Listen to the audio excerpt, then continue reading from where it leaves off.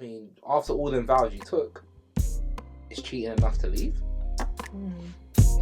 After all them vows, after all them thousands of pounds you spent, after all of that, there's one cheat, one little one cheat. No, I'm just saying no, but I'm just thinking. Ask yourself that as a man, if you would, because sometimes they're not exactly. No, that's what I'm saying. As a man, I know Sometimes that they one wouldn't cheat let is you- enough to finish everything. So this is what I'm saying. Like, even wedding vows aren't really upheld. Like, wedding vows aren't really like, it don't mean nothing. I think people. Why are you moving mad? Come on, Bobby V, man. Like, don't do that. Slow down, trying to get to know you, You innit? can't treat a man like that. But why do men squint their eyes Can't- like, hey, darling? I miss. Yo, miss. No, Nash, you know. Yo, miss. Dig it. You'll miss your Nash, you know. Like, you're kind of. It's the same. That's exactly how they go. You're pretty, you know. You're bare pretty. Slow down, you're being pretty, you know. I like you, you know. Like, let's go out or something. You know what I mean? Honestly, what? You from here, yeah? Go where? You from Ends? No, I'm not from here. You got a man? No, yeah, I got a man still. Oh, still, but can we still like chat? No new friends. No new friends. Sorry. I ain't trying to be your friend though. Oh yeah, but I got a man. You Sorry. got buttons anyway. No, I'm not dating, bro. You're dead anyway. No. Move. Move. Hey, you're sexy. No, but on a real that I'm scared for women. Because You're pretty, them you know. sort of people, I've heard so many stories. I've of heard guys so many stories. I've heard- reacting like that when they get turned down. It turns into something else. Luckily, I've That's- never had That like is, yeah. the bad experience of it. I think, and I found upfront in it. I'm like, oh no, sorry. Would you and- say there's a polite way to turn people down because? Yeah, but If you can someone's still like, be "You're- polite you're and still pretty," I'm get. like, oh, you're right. Like, oh, excuse me, yeah, hi. Sometimes if I'm in the mood, I'll be like, yeah, and I'm like, oh, thank you, but like, no, it's cool, but thank you though. Like, how can you be rude? How can you? And then if you are rude about something like that, then you're an absolute prick. But touch wood, I've never had bad experience. Is that even wood though? Yeah, I'm trying to think. It's like wood. Like, I think this is what women should do. Yeah, they should have a decoy number. No, but that's No, not but gonna they work. still call them and They'll text call them. Yeah, it's not gonna work. Because if you give out the number freely, they're gonna No, think just have Yeah, a cheap, definitely just have a want cheap to talk phone. Plus, you shouldn't have to do that to make excuses. You should be able to say Yeah. no. You know what? I hear it, but guess what? I know sometimes safety and But all of guess that. what? Yeah. Growing up, I had to put my money in my socks when I was going to certain areas. Yeah. I had to avoid it, and I shouldn't have had to do that. But As a just woman, to I be just used to safe, keep my key. I've done it. in Do my you get what I'm saying? hand. So this is that I do agree when women So say like- that. like when women Wolverine, say yeah? that Literally. when women say the whole thing of they Cut ya. shouldn't have to do these things, of course. No, it's In true. a You perfect shouldn't world, have in a to. perfect world, But the world ain't perfect. but the world is so disgusting. Where if I had a sister, cousin, girl, whatever, mum, listen, Hey, well, these darling. are certain precautions you have to take because the world What's is up, crazy. darling? But, Wait. I just want to pause everyone for a minute because it's something I need to get off my chest. Yeah, go on. Oh.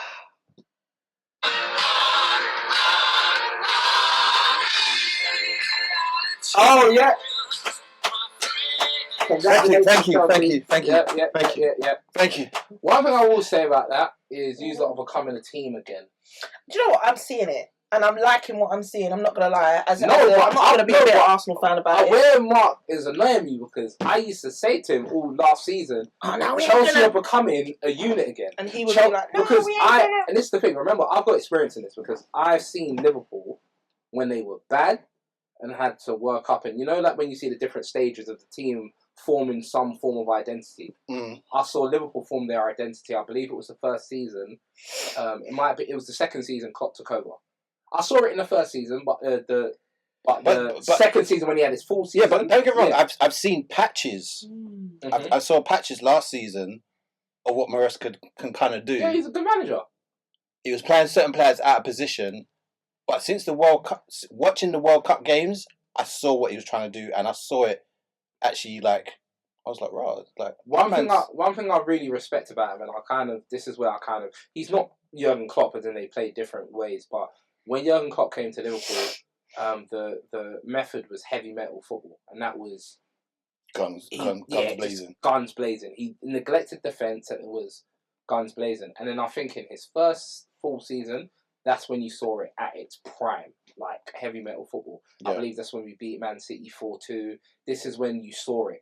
And I think it's the same with Maresca, it's offensive football from the start. From the start, It's and that's quite. I would say from the start, it was very slow. against PSG.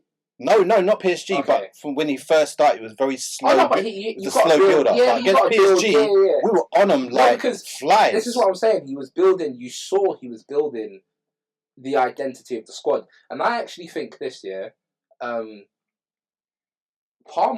on the right works. Pedro down the middle, and a left winger. Poch used to play Palmer on the right, and that's where Palmer. Yeah, that season he was. I think that's gone. But like obviously this is not a football podcast, but my team 100%. Done a big thing. We collected everything. We're Thanos. What's your gun still? Hey yo. No, you let it off, innit? Hey yo, darling. What you saying? You want to start this? You want to start this thing or what? This is episode 235. Thank you, darling. Yeah, babe. To my right, I have. Yo, darling. Blood clot Cadia. Blood clot, bomber clot Cadia. You know what I'm saying? Bad girl Cadia. Reese is on his way, so Reese is gonna be late. He's saying bad girl and I take bad up. I'm Drinks. And the man off the camera. Bad boy Drinks. I was about to say bad girl. How is everyone doing? Do you know what? Apologies for last week. I think it was mainly for me. I need to just take a chill pill. Things were just plummeting down, and we are rise. I think it's good to reset. Mm-hmm. It's completely normal, and I promote the idea of resetting more to people because 100%. I feel as if like. Do you feel like life is very quick, and sometimes sometimes you have to slow down to avoid crashing or to avoid mistakes, because this is one thing I realised working a 9 to 5. I would come home and I'm broken, like mood is in the mud, like I'm tired, but I'll come home and I'll have a meal or my favourite meal or whatnot, watch some TV or go on my laptop. As I'm about to get started with whatever I want to start on my laptop, I realise, oh wait, you got to be asleep in an hour to do this whole cycle again. Yeah. So it's like when you think about it, you're constantly going. I think with that as well, because I think sometimes people want to always downplay 9 to 5s. No. There's nothing wrong with a 9 to 5. There's nothing wrong. Hell no, yeah. But I think the beauty of what COVID has done is that we can work from home a lot more. Like that flexibility is there, and I think that has helped a lot of people. Oh yeah, if when it comes to mental 5 health, full days in the office, and yeah, imagine going back to that now. We say this all the time, and I'm like, we're actually spoiled. Like I don't know how I did this before, and we complain about if we have to do an extra day in the office. Like this week I'm doing 3 days because we have training Tuesday, and then our normal office days Wednesday and Thursday, and I'm just like, what the hell? That's why I'm sitting there earlier thinking, what am I going to wear to work? I'm only used to thinking of work clothes twice a week. And I've got to do it 3 times a week. Like, I have no idea. And I've been thinking this from Monday. So, I'm like... and plus, I relied on it being a little bit warmer. Now it's not. I'm like, do I get my autumn clothes out? Do I wear a jacket? Like, what's going on? But no, I think the temperature's going to go back up again. It is by the weekend, but I don't know what tomorrow's going to be like. But I think I can get away with a young t-shirt. Yeah, young t-shirt. Yeah. Young t-shirt and something, you know what I mean? Hot pants, yeah? Back riders. No, because that office, you know. Oh, scene. I want to actually keep on jobbing that, profesh. Yeah, and I've actually got train. No, I don't have train, I lied. I've got meetings and that, so... Yeah, you don't want to show too much, you get me? Just like a little bit professional, that. Do you know what I mean, man? Alright, I don't. That's when they say don't know, you know. Alright, I want to get off our first topic here. Don't. What age do you think is... What age has qualified that people should call you your auntie or uncle?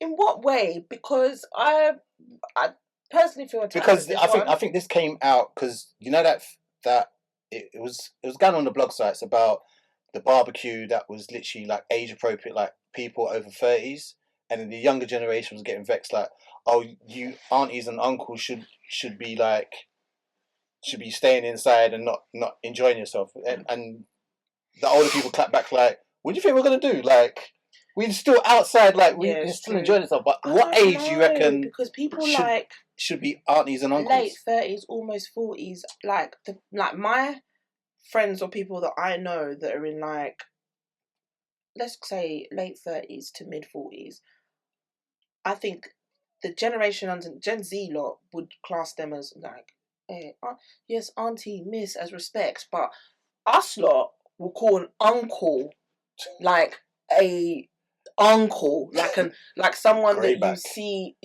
on the same lines as your parents. Like, if you know that's someone's dad or granddad, that's uncle, like uncle in the shop.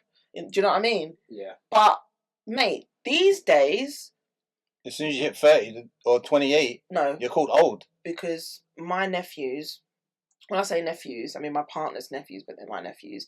They're older now, so when they have birthday parties, I'm seen as obviously one of the adults that's in the kitchen, one of the parents or whatever, and it's like, excuse me, miss, auntie, can I have? Thank you so much, auntie. Yeah, and they're all like 16 and 18, and I'm like, Jesus, when did I become auntie? And I'm someone's auntie, like the kids, Auntie Kay, like all of that, but in this respect of someone that's not your niece and nephew, just calling you auntie, respect, I get that sometimes now, and I'm like, I'm not auntie because I still call people auntie, but yeah, and I'm not even someone's parent yet, and I'm getting the auntie title, so. Is it weird? I think only in the respect that they know that I'm the kid's aunt as well. So they'll be like, auntie, or they know I'm another adult there, I'm not your mate. So it is a respect thing. Yeah. I don't think on roads it's not happened. If that, auntie, allow me. What? Are you I still call, like, even today, there was one auntie, she was on the train and she was tired, she had her sandals off, and like, you know, when African aunts sit on the train, they're like this, and they have, I'm going to send you the picture so you can even put it up, sitting on the train like this, but she was sleeping, and then she had her feet over her sandals, where she took her feet out of her sandals, and I sent it, and I literally put it in my cousin's group chat, and I said, I'll even show you, and I said something like, auntie, I said, sorry, auntie, look what she's doing. No. Auntie, please. No. Gabs, I need to send you this picture because... No, I don't. No, I'm not embarrassing someone's auntie. No, or but mum. her face isn't in it. Her face ain't in it. Her toes up. Yeah, sorry, auntie, please. But yeah, like, that's what I would class as an auntie. Someone who actually looks like Aunty Status. What about you, Gabs? I mean, it's interesting because I've been around, with doing this whole music thing, I've been around a lot of Gen Zs. Oh. And Gen Zs will call you Unc sometimes. Yeah. But I think they did it to wind you up. Because I've said baby millennials can still relate to Gen Zs because we listen to the same music. And we are their idols, if that makes sense. Yeah, because you're like a baby millennial, right? Yeah, so I'm 31. Oh, I'm still a baby millennial then. So I would say, for example, if you look at music right now, it's our generation as baby millennials. We are the influential ones now. Yep. So the baby millennials, if you look at it'll be like Doja Cat, JT, for example, Saweetie, the Migos. These are all, I would count them all as baby millennials. Yeah. Travis Scott. The Gen Zs look up to that. So they look up to our age. So they can't view us as Unc because it doesn't make sense. Because when we was younger, looking up to 50 Cent, we didn't view 50 Cent as Unc. No, he was just the cool. Do you get what I'm saying? Yeah. Cool brother. He was the cool guy, yeah. So we would never ever refer to a 50 Cent or a Rick Ross or any of the guys, a Pusha T. We wouldn't ever refer to them as Unc. I still wouldn't class them as Uncle. I still wouldn't. Because for me, Unc is when you're like 50s, like 50. Do you know what? My opinion changed your life. 50s now. It's different. That's what I'm saying. Different. This is what I'm saying. I look at. I'm a huge. Cool. I'm a not an admirer, but Dame Dash is one of my influences. Influences. Role models. Yeah. Role models. Is that it? One of the two. Fuck it. Yeah. I don't know who I say it is. Yeah. Fuck it. But to me, I don't look at Dame Dash and think, oh, right, Unc. I just think, oh, Dame Dash, cool guy that used to be in the music industry. He's a bit older now. Do you feel like the word Unc on Auntie has changed? It's a mentality. It is a mentality. Like people are using it just It's more of a shaming tactic. Yeah. Now it's more of a shaming tactic, and I know that because people say, "Oh, you're pushing 40." Oh, you're pushing 30. You're pushing 40. Like all of this is a shaming tactic, but the truth is, who wants to die at 40? Who wants to die at 30? So isn't long life a blessing? So when I see someone in their 40s, mid 40s, late 40s, mid 50s, and they're looking healthy and clean and good, that's gold. Yeah.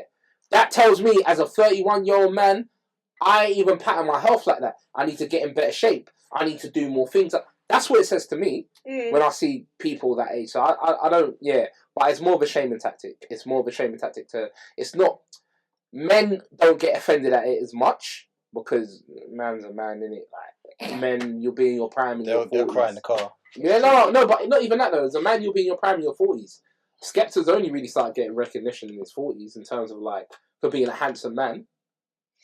Listen. Because that was never... No one was referring to Skepta as the girl crush back in the day. Skepta back in the day was more known for music. But globally, he's like, oh my gosh, he's so handsome. Like, but remember, he's in his 40s. And so when I see a guy like that in his 40s, and I'm in my early 30s, I'm like, rah. Well, did you say that? I need to pattern my health. If a man can look after himself, let's say in his 40s or like late 30s, the glow up is there. Yeah, you see it all the time. I look at people like Cameron. I'm like, oh, he's what, 50 or something? Is he 50? Yeah, he's close to 50. Cameron's definitely close to 50. Because I know Pusha T's 49. Yeah, Pusha T's 48 and Malice is 52. Pusha T's 49. Who? Malice is what? Malice is 52. Malice is older. Yeah. I thought they was twins. Everyone thought they were twins, but they're not. Yeah, Cameron's 49. Cameron, to look like that at 49, Pusha T's 48, my bad. And Mace is 49 and Malice is 52. I think his name's No Malice now, isn't it? No, he's gone back to Malice. He's gone back to Malice. Yeah. But yeah, he's 52. Yeah, Malice is 52. Yeah. See what I mean? And the youthfulness in their approach, their look, Jim Jones, all of these guys, the youthfulness they have. So Unk is one thing we tied down to our parents because our parents weren't cool 40, 50-year-olds. My parents weren't cool 30-year-olds, if I'm being honest with you. My mum got away with it. I think mine were. No, my parents were really young. My mum got away with it. She looks cool at her age now. No, that's, But she was cool from she had me when she was young, innit? So she's always had a young vibe about her. Young vibe about her. My mum still carries that. Even like in like pictures and stuff, I'm like, yeah, she's a young queen. Why is that? She's a young queen. That's a black queen. That's a black queen there. That's a black queen. Yo, ma.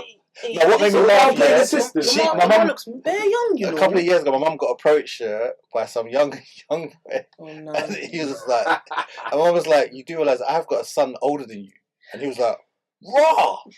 Like, but that must be a mad confidence boost for your mum. Mum was giggling. Yeah, of course. No, because you got to think but on the road though, like if you're that age and someone could see you and think they can even talk to you, like that, it's like, oh, right, okay, yeah, that should be, as a mum, I'm looking good. I'm looking after myself.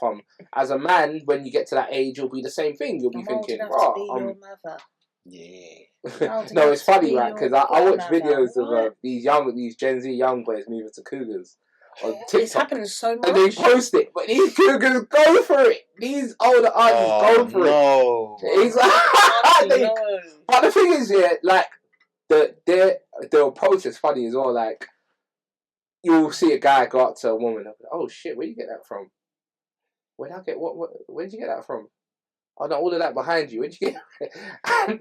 and they find that approach. They find that approach so funny. But to me, I'm like, oh, that's so weird. That's a lie. That's a buy. I'd like to drop that on the list. I'm like, I find that funny. What about behind? I might just say. But they'll go out there and be like, they'll be like, you're some fine shit. Yeah. And it's like, what? Fine what? Oh, you're fine shit. Like, and it's like, but they call fine shit. No, that's what they call it now. Like, oh, fine shit. Yeah, fine shit. That's Gen Z. Fine shit. That's Gen Z slang. Fine shit. What? You the finest shit. Would you say you the finest shit fine shit ever seen? Yeah. Yum. You fine shit. But it's you see a lot of them. Can you imagine? Like when I used to work in M&S, right, and like an older woman comes in, we used to say it as a joke to my boy. We used to be like, you know, a minute, I can't say his name because I want to let people know he worked at M&S with me. But cool. No, we will be like, he's like a proper criminal. A woman will be coming to the to the counter to buy some alcohol, yeah. Yeah. And I'll be like, hey, listen, we're gonna ask her for ID just to make her smile. Watch. Be like, excuse me, have you got any ID? Me? Really? They would be. Do you know how happy they are to take out ID? They are happy. Like, do you know how happy they get to take out ID? Because it's like, you really think. But I used to do that to just make it. Because I just want to get the ID and go. I used to do that to make their day. So I'm like, yeah, that's the thing we used to do to like older women. Yeah, they're making women happy. Men don't care about stuff like that. You tell it to a man, and they're angry because they're trying to go something. Yeah, but a woman would take time out of her life, especially if it's an older woman. She's gonna take time out of her life to like go into that bag and get that ID, and she's gonna be happy about it. It's not an insult to her. Like, it's one thing girls like, is especially even like in their face, I still get ID, you know. Yeah. And sometimes I'm like, yeah, but then sometimes I'm like, no, just give me the juice. Yeah, no, because my ID ain't even in my bag. You just want the juice. No, but I can ID. I can see how well. Okay, I can see how Kate get ID. Yeah, I would ID you. I'm gonna get ID'd for a long time. Yeah, I think you'll be IDable for a while actually. Ideable. I'll have a kid with me. I got this for me is a stupid. Like this is taking stalking to a next level. You're calling it stupid, blood. I'm calling you stupid, fam. Woman arrested after sending a man 159,000 messages after the first date. How do you even do that? What's the period of time? It's really important to me right now. A day? No. 159,000 messages. I don't even think I sent my boyfriend 159,000 messages in a day. Don't you have stuff to do? Clearly she didn't. Or maybe she was really and that's feeling in conversation. I can't be sending him 159,000 messages. You know, like the stereotype, girls will send like funny memes and TikToks to your boyfriend like throughout the day, and he ain't seen them.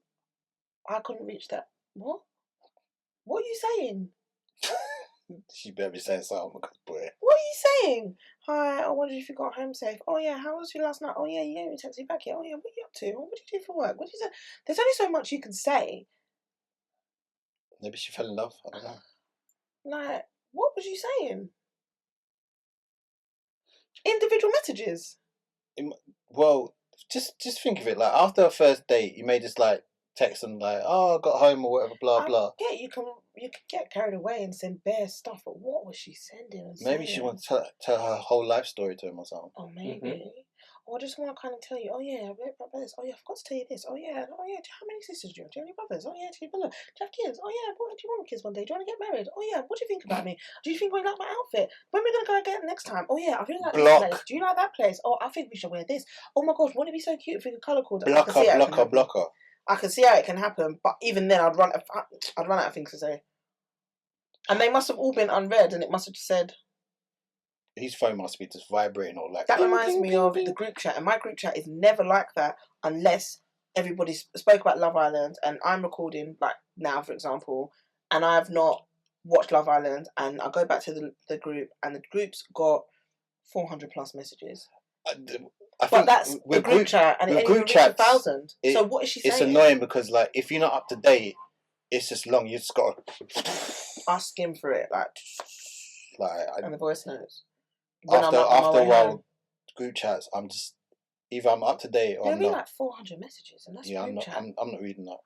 And then sometimes if I don't read it till the next day, it's talk about 24 hours.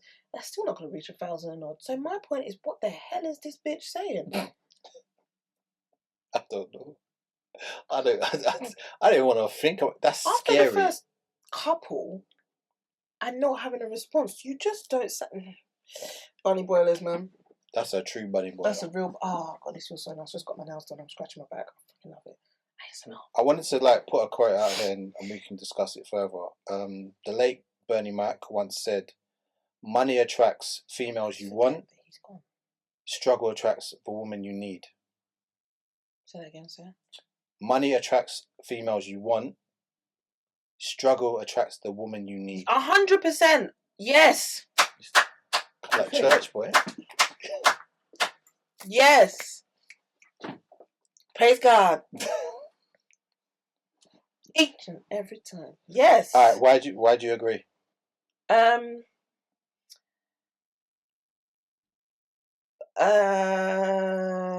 living proof. I'm living proof. You're living proof. Yeah, I'm living proof. I do believe like. But not. No. I do believe like when, let's say you're in a relationship and you haven't got everything together, as in money wise, financial wise, but then you meet someone in your journey of life, and you're both on that stage where, let's say, your career is not where you want it to be yet, but you're willing to share your life with someone, and you go through the struggles or whatever. But once you've both got to that, and you can always, that person could be your person to lean on. That person could be the one for you. And I think sometimes when you go through struggle together, it makes you stronger. Yeah. Because you've done the work.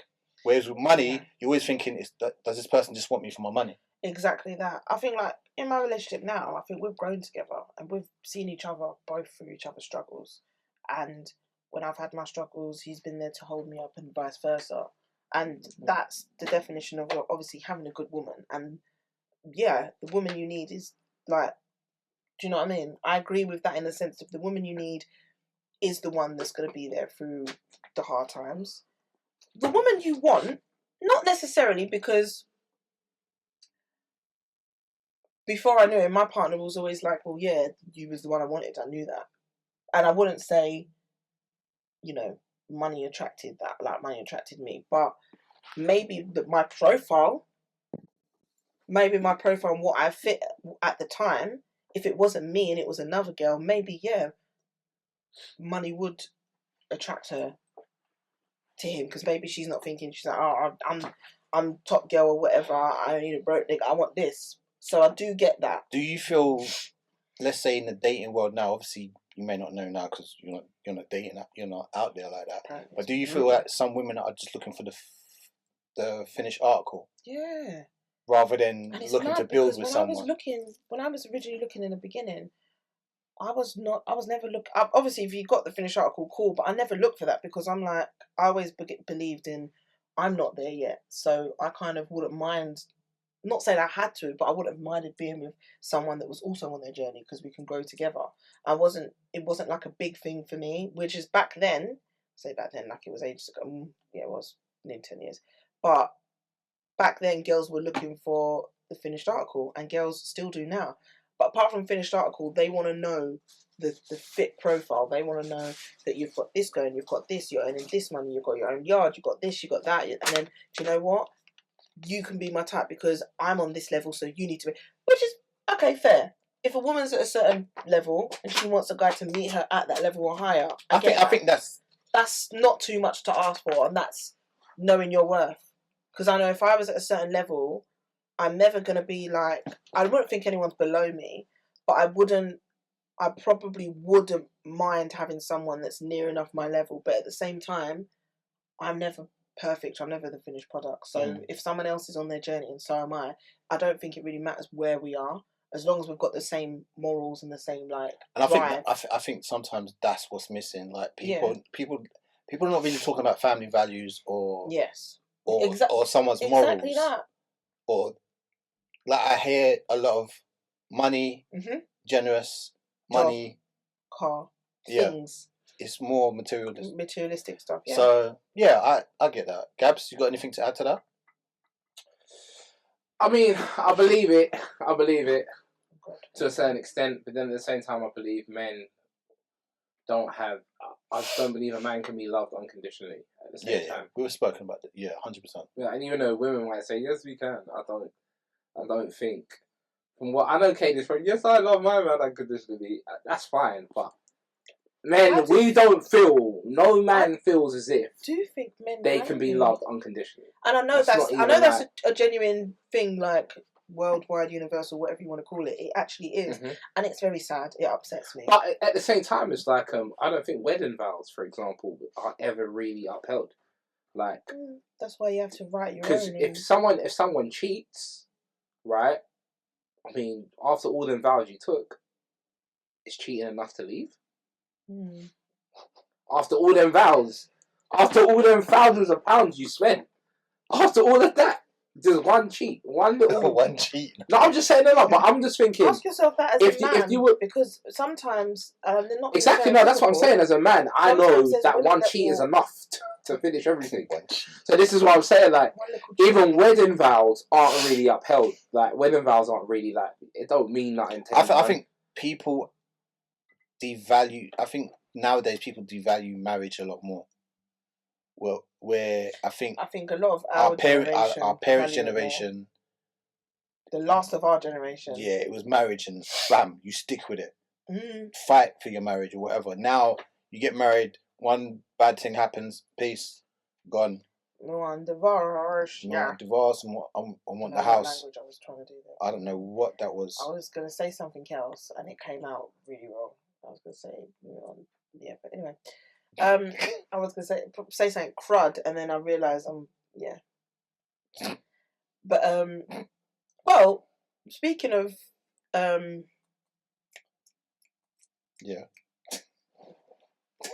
Jesus Lord. Speaking of what was that? What? Can you speak? Speaking of that, I was gonna say oh my god, yeah, I'm very tired. When I came into studio today, I got a burst of energy, but I've been tired all day and I feel sleep deprived.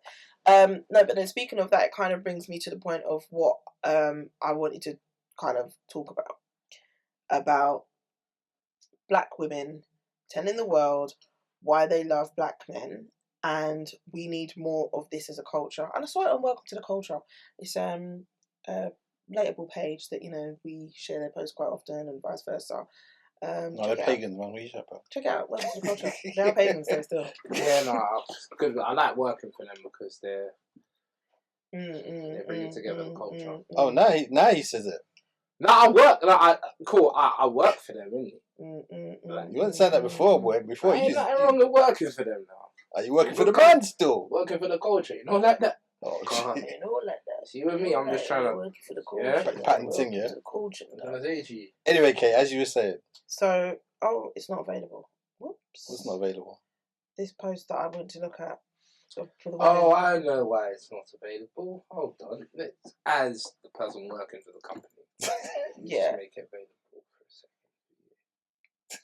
Hold on, it'll be available in a few seconds. So this is basically, as I said, black women telling the world why they love black men, and basically saying that we need more of this, and it just relates to Gabs' point about how black men available. Don't feel appreciated, valued, and loved unconditionally by black women. So this, obviously, I was like, well, there are women out there. It's probably more rare. But hold on. Dear black men, thank you for being everything a black woman needs. We love you, black men. Black men, I love how you provide and are a pillar for your family. We love you. Black men, I love how you care for black women. I can put the video on. Thank you for leading and uplifting even when the world tries to break So I got on this part. Yeah, you know how to play it. Put the video up. Yeah. So yeah. I like it. I just don't want it to be a phase. I know what you mean. You want it to be more natural. I'm not trying to be negative either. Like, I think I kind of get what you mean though. I like the idea. I think it's for the socials. Yeah, because it's all the same girls from the same thing. I think personally, like, the way men will champion a black woman, it comes so natural. Like, you might be scrolling Instagram, whatever, and you might see a page about my black queens or something like that.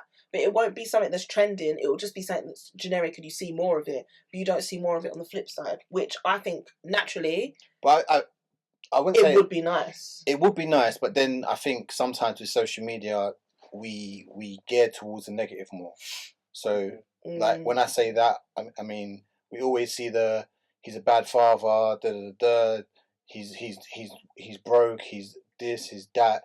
Like, I feel that takes over. That's more noisy than someone or people uplifting black men or black women. Yeah. You always hear black women are this, black men are that, I wish this would cancel out the noise. But for me, you'll see this once in a blue moon, and then we're just back to our regular schedule. I don't think it should be something that's just announced. I think it should be something that's just natural. Natural, organic, and just not forced. I'm not saying that's forced, but I'm saying where did that come from, and why would it need to be announced so much like that? Because obviously we see, you know, the like we was talking about at the start of the episode, like the negativity of when women are like, obviously we was bantering about it, but when women are like, oh my gosh, man, like black guys don't leave me alone. They're always trying to chat to me. They're always doing this. Why can't they leave me alone? Why can't we talk about the flip side of how much you love a black man? What makes me laugh about... Not saying that women don't do that. No, but what makes me laugh about some women that do that kind of video where, oh, I wish men would leave me alone, blah, blah, blah. And then when the men do leave you alone, oh, where's the men out there? Like, you can't win. You can't win. So, I don't know, like, yes, I do love things like this, but do I think it's going to be a flash in the pan? Probably. But it's still nice. It's still a nice thought. I like things like that. But we know in this world that we live in, negativity takes over the positive thing. But it's always nice to hear that you are appreciated by your own people. I will always champion and appreciate my black men. And I know I have a number of friends and family members out there that also do. And other women. Queens. Yeah, man. Shout out to all my black queens and my black kings. Get me. Shout out my black queens. Hey, listen, I just want to... Black queens, I just me. want to shout out all my black queens, you know. Listen to the sisters, fam. Like, no, man. You know me, I'm just...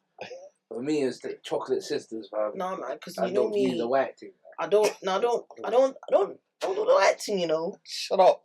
Like, I just, you know me, I just... No, like, stick man, don't do the white. Like, if I'm being honest, like, like, man loves a black you used to queen. shut up. Like, no, if I'm just being real, like, God, the wickedest thing of the whole situation is,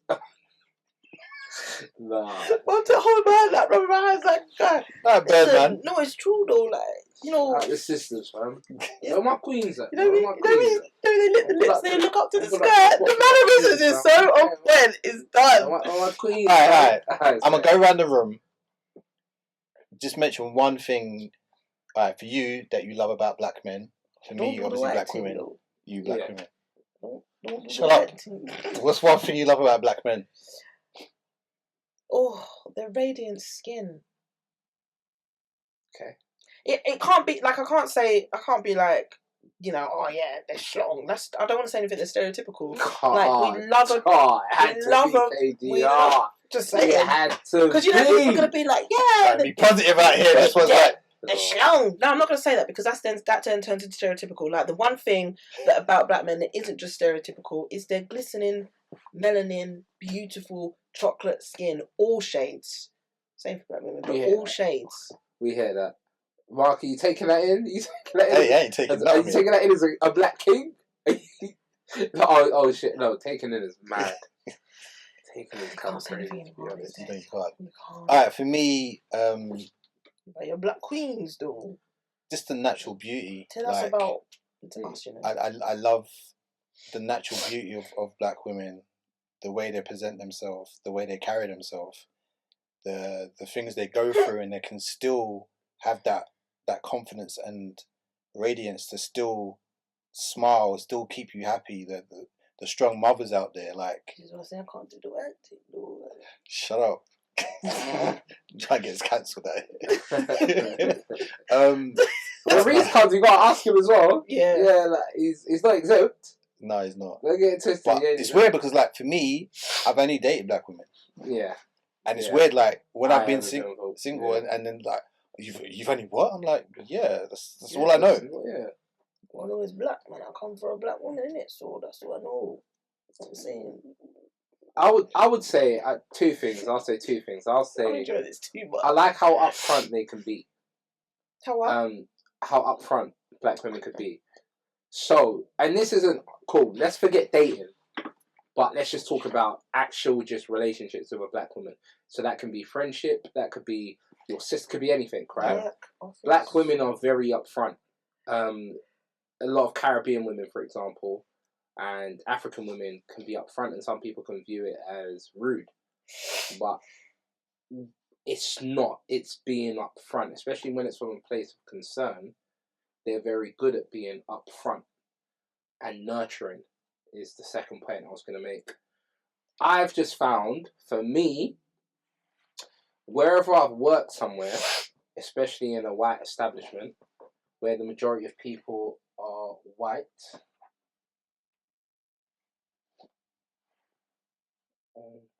This guy can't multitask. Sorry, no, because Reese just messaged me. Oh, that's why I had my phone open for, just to see, waiting for him to message. But sorry. With there usually is a black woman there. With There usually is a black woman there that I could relate to. There's a black woman there black women take on the role of being very motherly at times. Yeah. And that's what you can't get. I don't think you can. I've worked with. Okay, I'll be honest. I'm not gonna lie. I've worked with. I've worked with some Eastern European women, for example, and they're kind of like that, a bit motherly at times, a bit overly nurturing.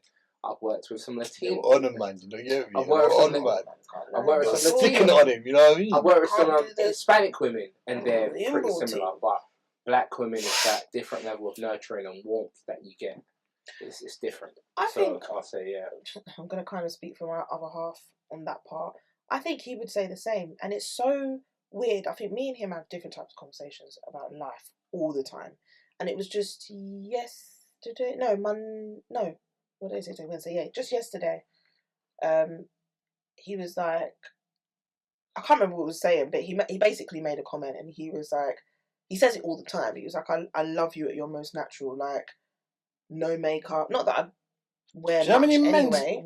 The thing is, you men love it. I feel like women don't listen to when we say this, you know. I do. Like right now, I love waking up to my woman and like fresh face, everything.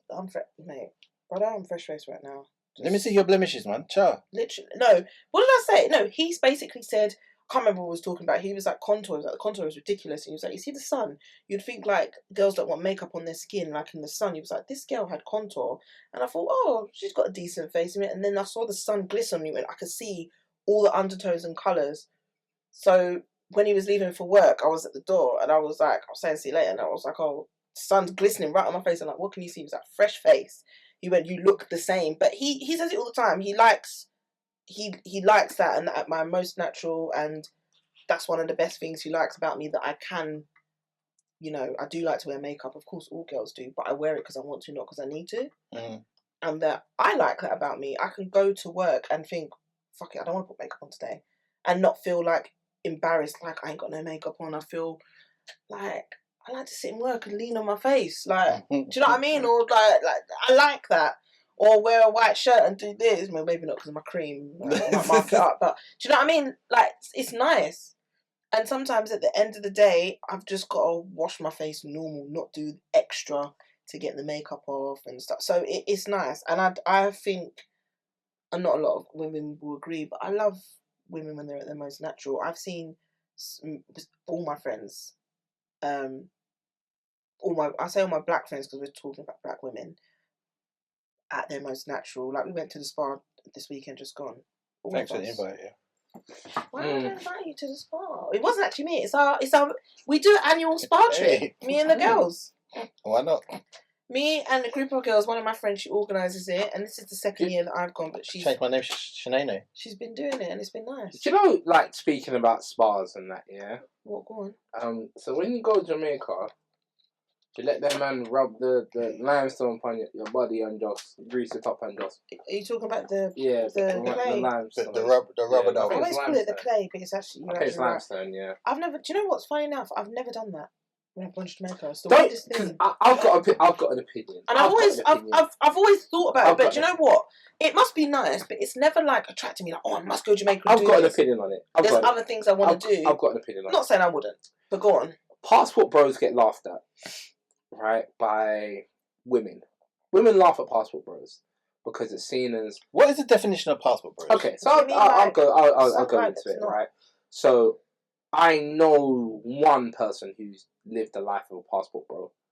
What it is these passport bros are essentially men from Western societies that go to other countries where the women are more patterned because they aren't as exposed to the Western way of living. So the women are either more patterned. It could be in terms of like their approach, their behavior, how nurturing they are, just how feminine they are. It could be that. Mm-hmm. Also, there's other things. So you might be a passport bro that goes to these countries because the women there aren't as rich, and you've got money, for example, and with that money, you could do a lot of, Get hungry? Is that me? Oh. You could do a lot of stuff with those type of women. So that's another type of passport bro. And I think the third type of passport bro is just someone who goes out there to just experience a different selection of women because they aren't exposed to that selection of women in their country, right? So I would say that's what passport bro is. So for example, if you're an Englishman, you're not exposed to many Dominican women or Brazilian women. These are things you don't have in the UK, right? But you see it on TV, you see it and you want to go there, right? Go see Bunda. Oh, could someone grab? Is he outside? Uncle. Yeah. Is he outside? Outside, yeah. All right, proceed. Carry on. Yeah, no, I'm going to carry on, but I'm gonna get back to that point when Reese comes. So, yes, but we'll keep talking about the massage thing, right? So, come on then, mate. In my opinion, I find it a bit funny because what makes it? If a random guy from the UK set up a business where he's just rubbing women with limestone, do you think women will go to that business to be rubbed up by a British guy? No, right? So what I don't understand is what makes it different when you go to Jamaica. Because it's is part it the of thing the of culture?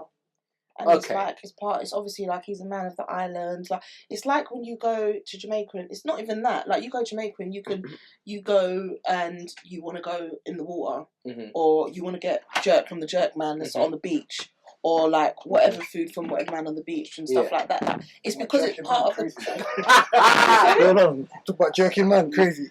Recent back. Man, just man jerking on the beach and stuff. You're basically talking about culture. I was having a conversation about passport bros, so it's actually good that Reese is here. And wait, Reese ain't exempt. He's gonna get checked. Exempt, bro. No, you're not. He's gonna get checked as well. You're not checking. He has to answer the question. It's a good question. It's a good question. He has to answer the question. Alright, cool. We were talking about passport bros, and I was explaining the different types of passport bros, and I was explaining. Wait, as in the man that can't get in their own country, so have to go somewhere else. Wait. So British man and Filipino. Wait. The reason I'm saying wait is because that goes into the second part as well. What we was talking about. Why I said that. Yeah. So cool.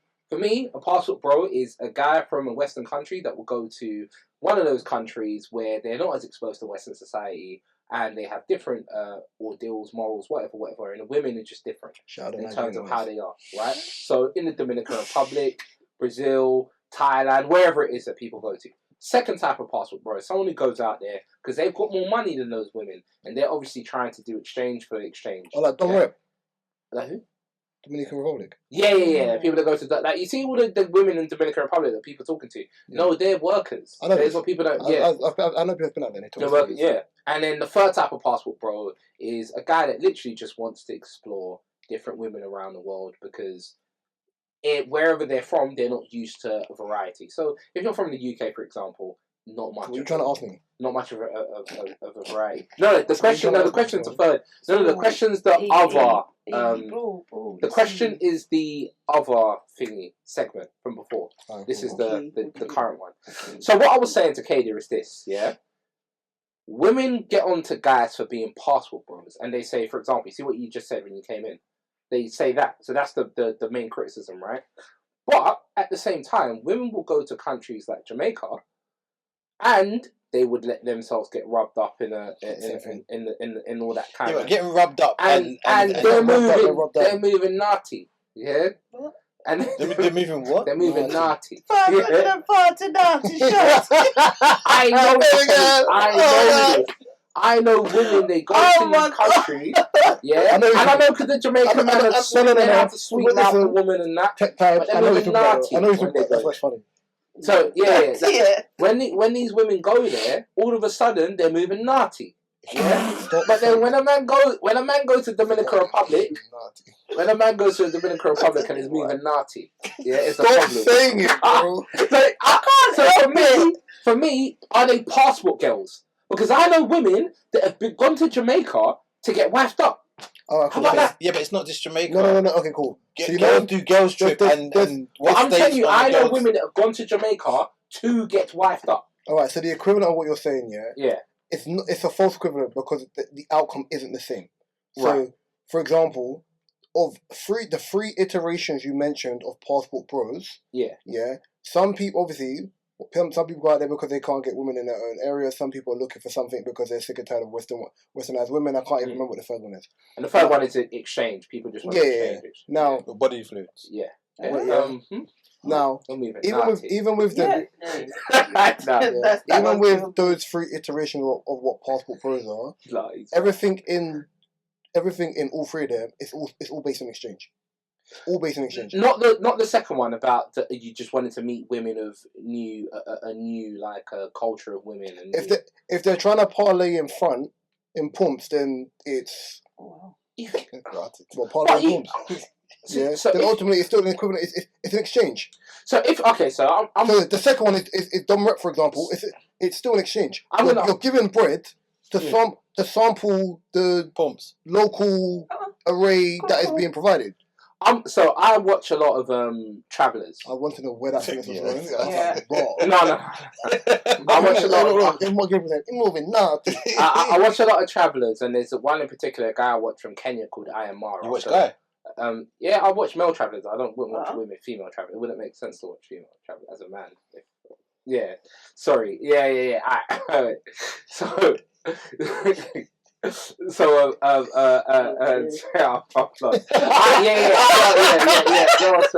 was lost for a sec.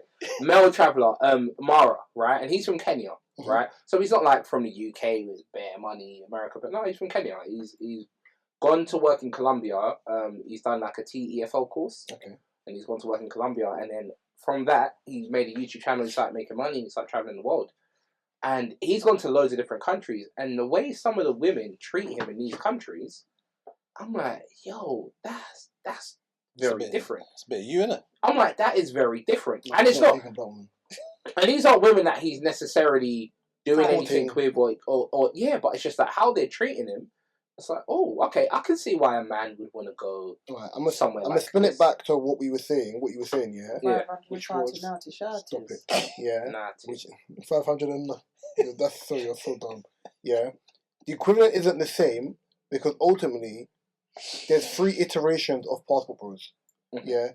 Women go in Jamaica and getting rubbed down on a raft, which they've paid for, is completely different. So and it's being made. It's like but that's what I was saying because it's a cultural like. Is it Jamaica or there's other country? I think it's Jamaica where there's like you're in some clear. It looks like a surfboard, but there's like a dip in it, and then there's like a drone that takes a picture. Yeah. It can be other places. Yeah. I've seen it in a few places. But it's like the experience you do when you're in that country. That's what I was trying to say. Even though getting rubbed down, it's still a massage. It's just because people have overtly made it sexual in a way because it's some old school yard man pampering cheeks and doing the rest. You know what I'm trying to say? When you go to the way they're rubbing cheeks, you wouldn't say that's sexual. But it's like when you go to like. I don't care, bro. No, but I'm saying thank you, right? So you wouldn't let your girl do it. But I wouldn't. But it's like you know it's Narrrty. No, it's not.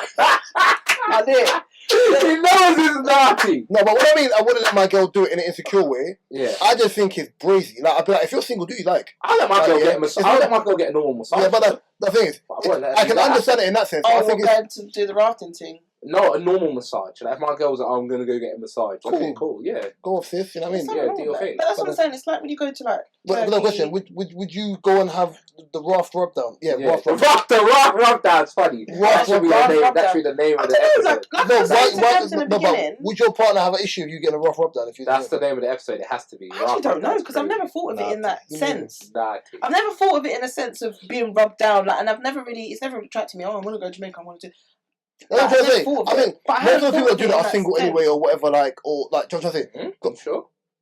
That I'm aware of. Cool. Jamaican I'm Do aware you know of. what it is? I'm aware of. I've never thought. I've never actually. In Jamaica, I've never actually processed. Don't throw dirt on me. Shut up. I've never actually processed the fact RPR that at the when you moment do is great. it, Chill out, bro. when you do it, you're actually getting rubbed down with like playing I know. whatever. You know what I I've think never it is? thought of it like that. Sorry to cut you. I think it's only become hypersexual in a way because it's like Western people have made it.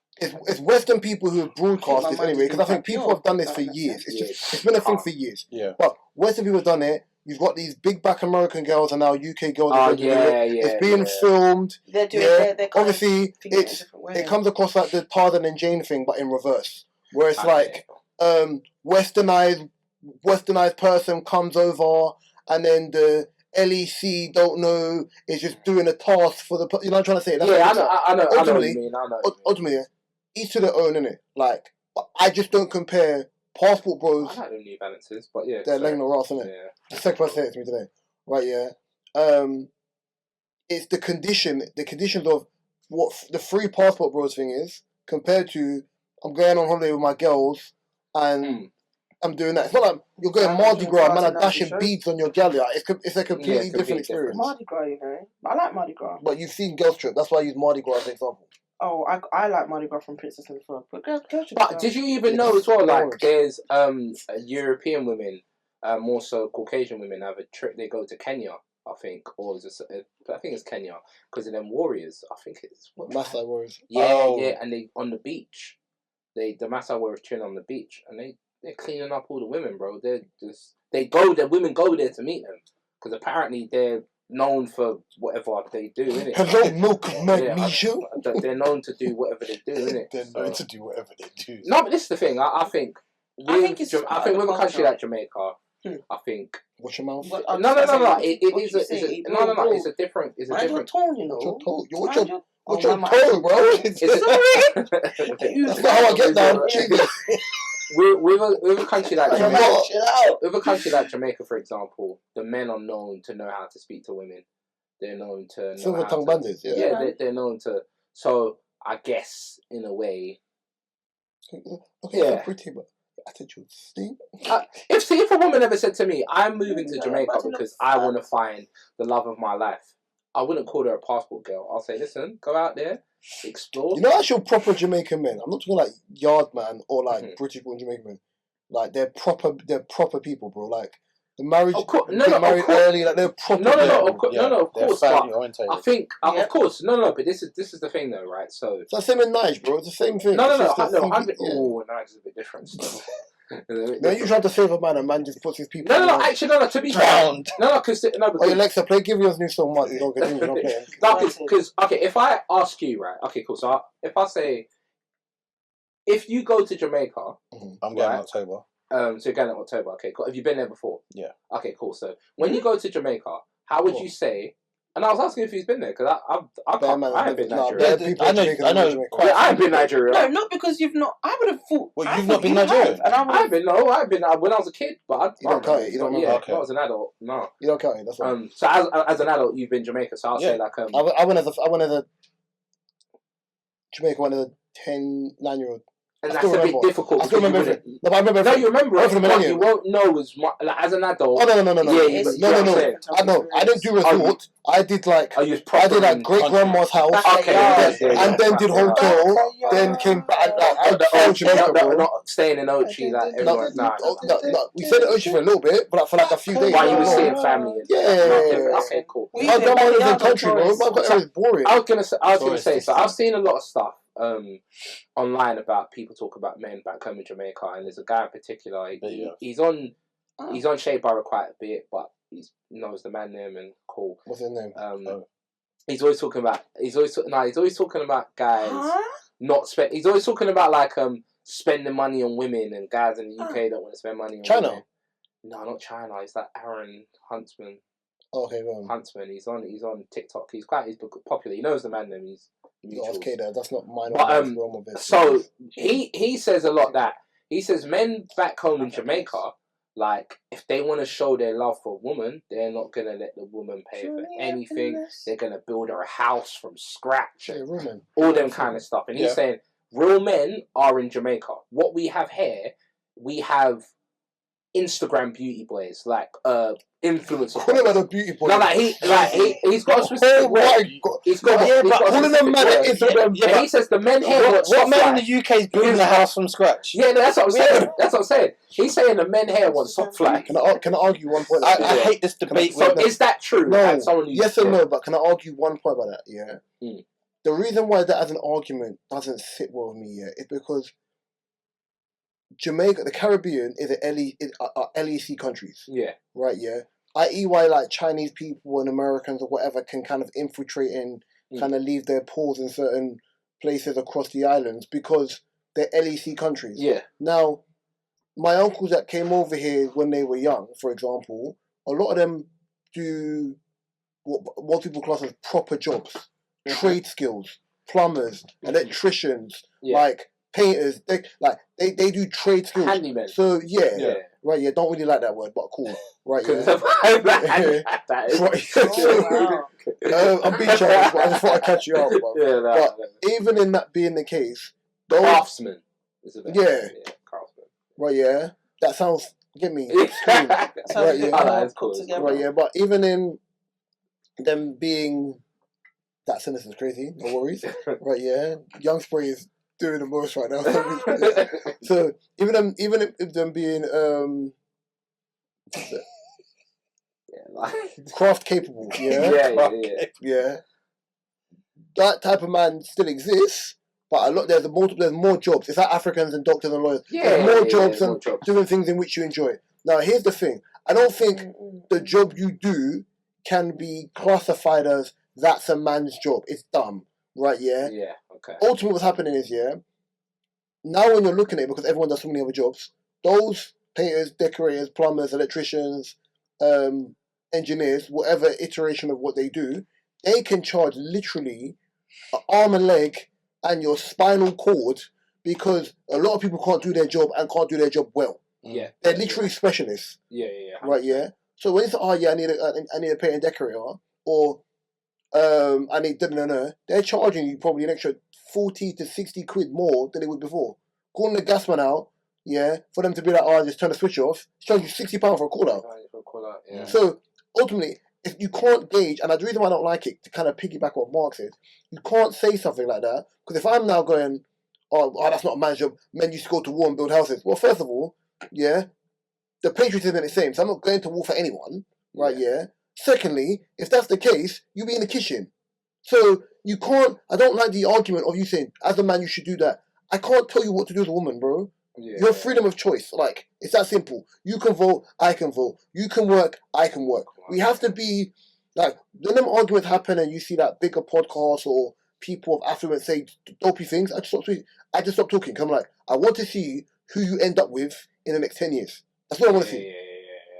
I want to see if how you feel now, as whatever age you are, you still feel the same in 10 years where you've lived a bit more life, you've travelled more, and if you still stand by what you were saying years ago. The best representation of fuckeries is afoot, of skullduggery, City Girls. Beyonce. They put out a message, Cardi B, they put out a message and did the complete opposite. And if you're a bozo and you just take things at face value and you lack critical thinking, it's gonna be like And I think as well, like because women might be like, women might be like, no, why are you saying this about women? No, men have city boys. It's called Future. Like, you know what Future said on radio? I don't even take drugs. I don't take perks. I don't do none of that. Right?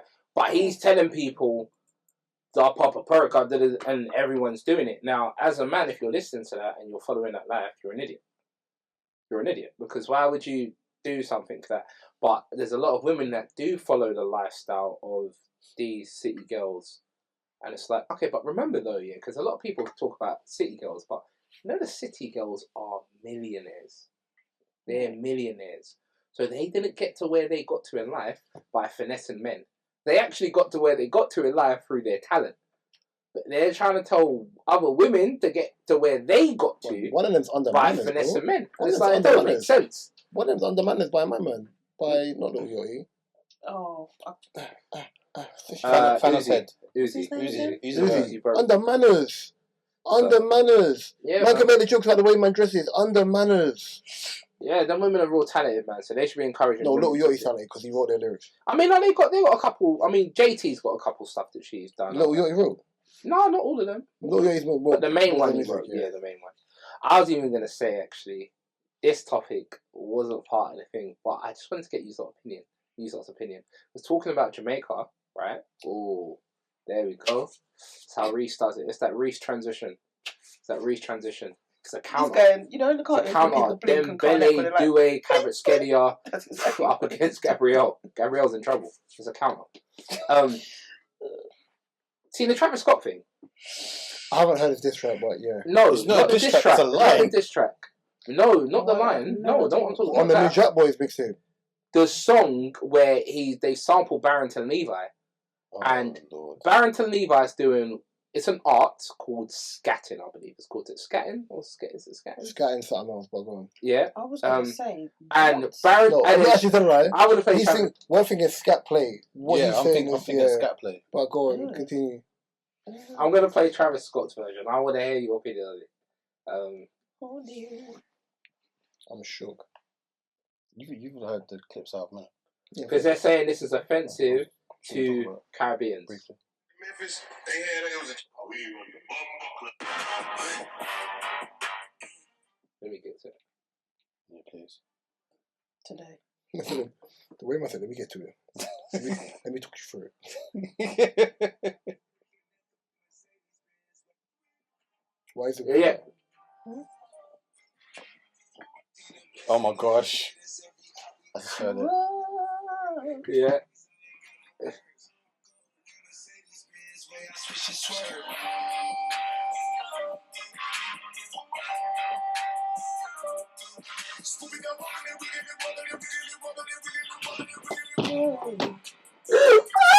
Turn that shit off. Turn that shit off. No! He's violating! He's violating! Oh my god! He's violating! No, you know what? That's the first time I heard it. He just... Oh my god! I really don't have any words. Oh my god! I'm gonna say something now because it's the first time I've heard it. So I'm actually gonna defend my Caribbean brothers and sisters. Yeah. I'm gonna defend myself. Americans are very touchy when people disrespect their culture. America. Foundational Black Americans are very touchy when people disrespect their culture, and they're right. They're right. Don't disrespect foundational Black American culture, especially if you're not a part of it. If you're That's not a part not of culture, it, though. No, I'm saying if you're not a part of foundational Black American culture, you can't chat for it. That's their culture. Respect their culture, and it's cool. But you have foundational Black Americans like Travis Scott thinking it's appropriate to do a homage to Barrington Levi and just chat shit. Is it an Because whatever it is, his version is just chatting shit. Is that meant to be an homage to him? His version is just it's quite. That's a violation. I think it's queer.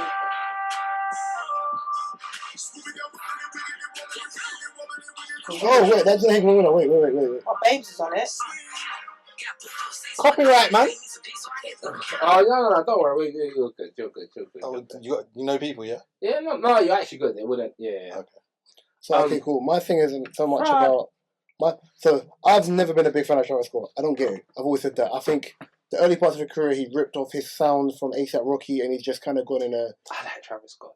I don't like it. I don't listen His to best, enough, his but I don't best, his have a- best ever song. He's got two songs which I say are, he's never been able to make better songs than that. Sicko Mode is one, right, and the other one is Goosebumps. I don't think he's made. For this life I cannot change. Okay, them top three. Yeah. But I'm talking he's like two of them songs are by himself. Yeah. One is which I'm just saying. I prefer respectfully. Mark will look at me mad. I think Playboy Carti has a wider array of musical talent than Travis Scott does. I'm going to give it to Travis Scott because Travis Scott's a producer as well. So because of that, he's a very good producer. He was first known as a producer, so I give it to Travis Scott because of that. But if you're talking about in terms of musically, like recording-wise, like vocal-wise, okay, you can there's an argument for that. There's definitely an argument for that. I think with things like this, we as people or consumers have to stop giving it attention. Like, Wireless was an example. When people are doing stupid shit, stop giving it attention. Because people, I think, you realise, especially with how music is, I see Nicki move mad on Twitter. Some of these people are attention seekers, and when you give it attention, it feeds into like the nastiness in which they have. Ignore them. Like don't get twisted. Travis isn't a rapper to me. He's a musician. He makes music. Sorry. So I don't pay him no mind. Pardon me. To you, if you didn't play that, I never would have heard that song. Yeah. All I wanted to hear was Glorilla. I just hate Glorilla. I don't want to hear it. No, but you would have heard it eventually. It's eventually, still, yeah. And I would have said one fire upon his view. People ain't having it, bro. They're online talking about it. Are you surprised by this? Huh? Are you surprised by this? No, of course not. Because I would expect Jamaicans to stand up and be like, I ain't got it. I remember years ago on Free Shots when Marvin Abbey made a comment about soca. He said, worst music ever. And I'll be wrong, I wouldn't properly go to soca in the last couple of years. And they were absolutely peppering them on Twitter. You batty fish. You don't mess with the soca heads, boy.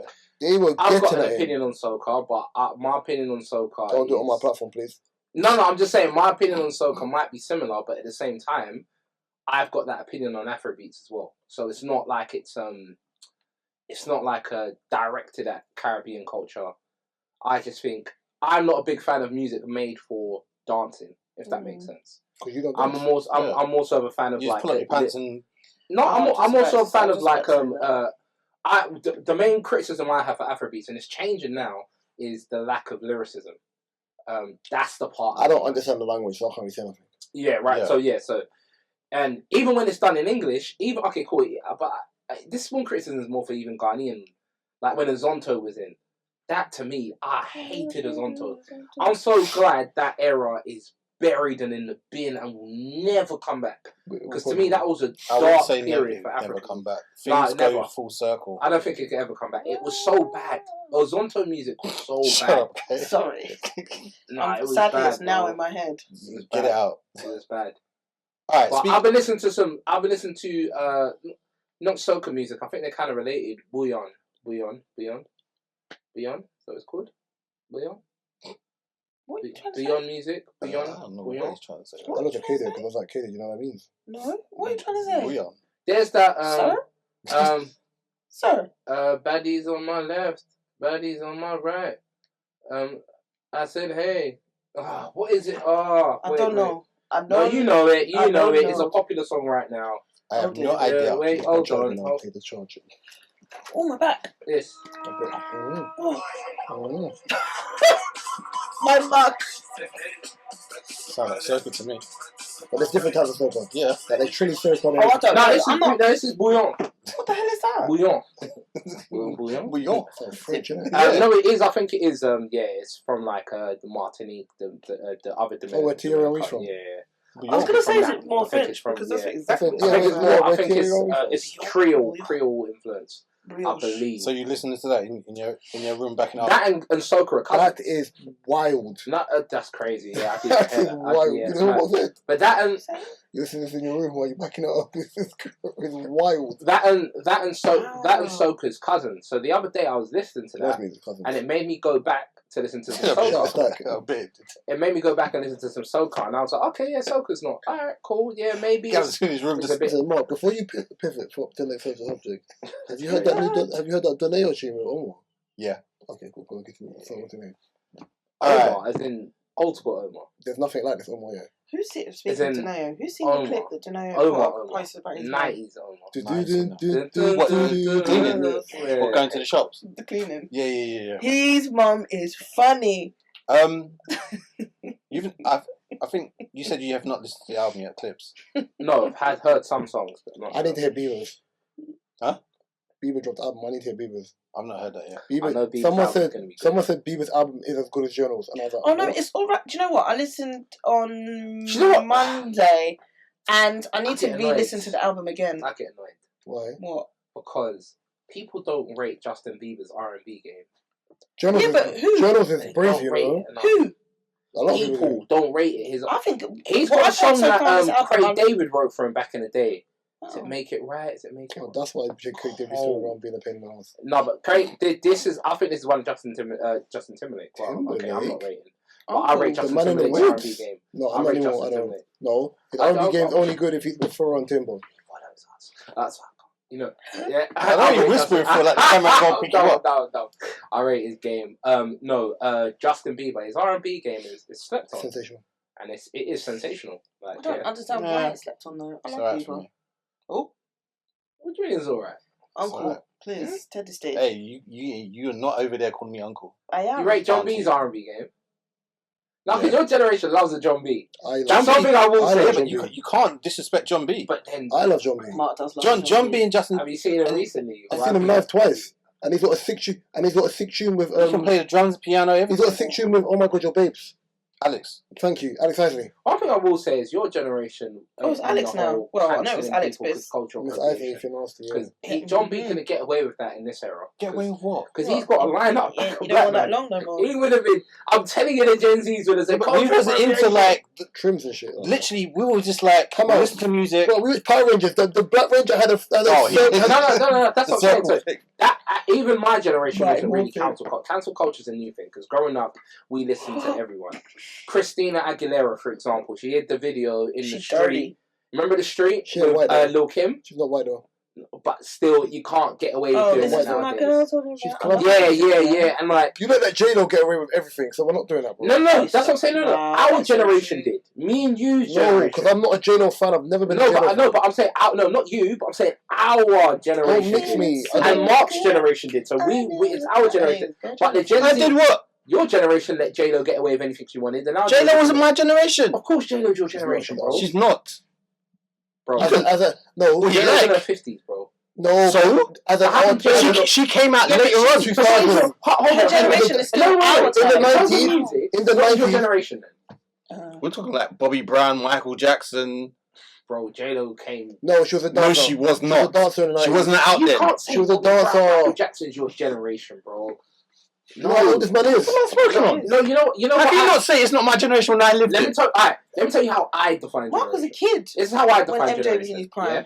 No, he was Doja Cat. Really? Mark was. Okay, so Reese, if I ask you, no, he's on the back end. Reese, if I ask you, is Doja Cat and Sweetie your generation? What would you say? Mark was definitely they not. They are or not? I would say they are because they're our age. They're teetering. Yeah, I would say they're our generation because they're our age, right? Yeah. J-Lo's around your age. That's dark. Just because someone's around... No, listen. Just because someone's around my age doesn't mean they came out around that time. Rick Ross is in his 40s. Rick Ross came out when I was... I don't know. That's like saying Pusha T, it was around my age, so therefore he was out at the same time. When it came to rap, what was your generation? NWA. Okay, so Pusha T was out in Reese's generation. 97. Okay, so you would say that Pusha T and that I was 6. I was 6 when Pusha T came out. So that means me and Reese could say we had the better generation than you. No, we didn't. Because we had the early 2000s. No. So we did. 92. No, because he can't play the early 2000s. The 90s. No, the early 2000s is better than the 90s. Huh? Early 2000s is Shut your mouth. Shut your mouth. Shut your mouth. Early 2000s. Shut your mouth. There's more money. There was more money in the early 2000s where you got like Nelly, where you got Nelly. I think because you've lived that generation, you just think that generation was better than the previous. You always want to cancel out the previous generation. So cool. I asked you, rappers in your generation. You are you mentioned mad. NWA. Because you just asked me. Okay, so name 5 then. Wu-Tang. Redman, Meth. Okay. Jay-Z. Nas. You can't. No, whoa, hold on. No. Hold on. They're 90s. You can't claim Jay-Z, but can't claim Jennifer Lopez. That would make sense. What the fuck you can't claim Jay-Z, but in the same breath, not claim Jennifer Lopez. Can I be the historian? No, you get my point though. I just want to be a historian here. Yeah, go on. So there was a series in the 90s, right? Yeah, called In Living Color. In Living Color had Jamie, which was created by Keenan Ivory Wayans. Yep. Right, yeah. And the people he had Jamie on the Foxx. show, let me finish. People he had on the show, which even he's admitted he should have signed, was Jamie Foxx, Jim Carrey, J-Lo, and there's someone else I can't remember. J-Lo was a dancer. J-Lo was a dancer. She wasn't known for music. She was a backup dancer for Janet Jackson. When she started dating Diddy in that stage was when she started to make music. Okay. That's the back end of the 90s, Hear this. going in 2000s. Okay. We recognise her as an artist in the 2000s. So it's not Mark's era. Okay. Usher came out in the latter part of the 90s, but most people only regard Usher properly. They don't remember Usher's first album. The Gap. My Way. No, that's not his first album. Is that when his first album? First album had Can You Get With It on it. Oh, wow. Yeah. Jamie Foxx is Mark's generation. Jamie Foxx dropped albums in the 90s. So the gap between Jay-Z and Jennifer Lopez Weirdest conversation link ever. It's no, this is where it links. It does not link. It does. Did you just hear what he just said? No, but wait. It links because you claim Jay-Z as your era, right? Jay-Z came out when? 92. 1996. No. Reasonable Doubt was his first album. No, but he was out before that. Exactly. He was out before then. Jennifer Lopez was active from 1989. As a dancer, I've just said this. What did she release at the time? Because just because she dropped a song, doesn't mean she was popping. In 92, Jay-Z used to do Quick Flow, bro. Yes, with Original Flavour, Big Daddy Kane. Daddy like it. I just I had to finish that quick. I just don't know. For me, I just don't. I can't believe you're linking Jay-Z and J-Lo together. I don't think it makes sense. I'm hearing it. He said, for me, bro, I gave you the logistic. And he's like, because they came out around the same time. Jennifer Lopez was still making music during that period. Jay-Z's debut album was 1996. Again. Right? Again. So we're not gonna. So you remember the Jay-Z in 1999? Okay, so Jay-Z has always been a rapper. Yes. He's always been a, before he was a businessman. I used to listen to Original Flavour. Okay, then and he was on there, and the producer Ski used to produce for them. So Redman Gabriel, you had no hair in 92. I don't remember the year. Gabriel, you had no hair in 92. Do you know why? Because you were sitting in your dad's ball sack. No, but wait, no. That's the point. No, what I'm trying to establish here. Okay, was Redman known as a rapper first? Yes. Me at first. He was always been known as rapper. My generation. Yes, because he was in Wu-Tang. Okay. No, he wasn't in Wu-Tang, sorry. Def Squad. Thank you. Okay, so you can claim Redman as your generation. I mean, I can claim he's blatantly my generation. I'm just saying, just so there's because for this conversation there needs to be a clear criteria. Okay, so are we saying Jennifer Lopez is not a part of your generation because her popularity came later towards the early 2000s, and she was a dancer first? She was a dancer first. Okay, no, as a musician fan. Are you saying because she was a dancer first? Can I add to magic? She wasn't doing music then. Can I be difficult? Because her debut album was 1999. Can I be difficult? Right, yeah. As a musician, she's our generation. As an overall performer, she's his generation. That's the thing. She was from 1989. Her active nature. I didn't say Jay-Z is our generation as a musician. No, because I didn't hear Jay-Z's first album until I was 14. I wasn't a Jay-Z fan. The first Jay-Z album I ever got given was the Black Album. That says a lot. There's so much I've missed before that. I was a Nas fan before. Gabs his face. What I'm saying is... Because he can claim 50 Cent then. No, he can't. He can. He can't. Because when 50 Cent's first song come out, How to Rob. No, even he had another one called Talk Is Cheap. What year was that? 96? It might have been, but he had another one called Talk Is Cheap. It was late 90s, but... It could have been... No, he had one called Talk Is Cheap that came out... Wait, I ain't got it. Because Mark can claim 50 Cent. And this is what I'm saying. It doesn't make sense. Because what do we claim then? Wait.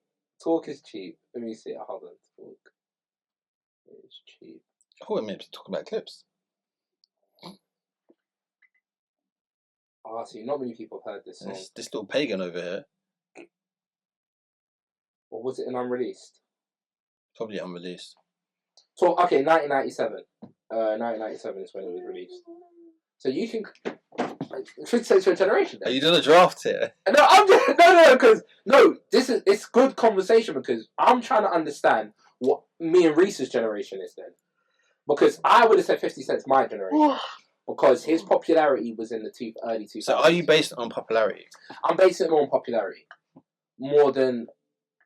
Because in your generation, Jay-Z wasn't as popular as the NWAs, for example. It wasn't as popular. Yeah, but Reasonable Doubt came out in the 90s.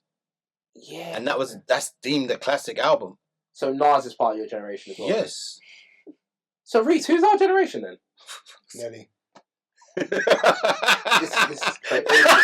No, this... You're going to ask me? It's got to go. Ludacris is your generation. Nelly, I can't even include Kanye, Ludacris. You can't include Kanye. Kanye's mid-90s, bro.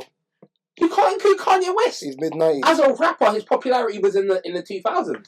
We So can, but it's mid-90s because he was we still got trying to Kanye. rap in the 90s. They just weren't giving him the time. Yeah, bro. but we see. Do you know what it is? I'm basing Ask me a it- question. I didn't finish. No. Nelly, Yeah. Buddha, T.I., Kendrick, J. Cole, Wiz Khalifa. Who else is there? Lil Bow Wow. Yeah, Yeah. that was a weird one. He is our generation. He is and he isn't. I know why you're saying why he isn't. He is, but I No, he is and he No, isn't. Teddy. Mark knows why. Mark knows You're why. talking about Death Row Bow Wow. Yeah. That's what. Oh, this isn't. No. I'm not gonna let you take that. Lil Wayne's not our generation either, you know. So, Hot Boy, isn't it? but you know what? He's They right. became It's gonna get famous. posted. This is good because I want everyone's criteria. I want how people judge it online because for me, I would say because Lil Wayne's prime run. Lil Wayne, yeah. Lil Wayne's prime run of popularity was in the early 2000s. That's why I'll Do me a claim. favour. Please include this as a topic because sometimes when I'm editing this, I'm just gonna slow me down. So Because this like I would include Lil Wayne because in the early 2000s that's generation where music or music generation. Of I would say that's where he really made his name globally. So this is why I'll claim Lil Wayne. Speaking of rappers, Yeah. Mark, Clipse. I thought it was a phenomenal album. I'm not trying to jump on the bandwagon either. Mhm. From production, what they talked about on the album, the first track just opened up with It's dark, bro. It's dark, bro. I'm talking about the death of man's parents. It's dark. like both of them had different things to say. Like one, Pusha T was talking about his mum, relationship with his mum and his mum passing.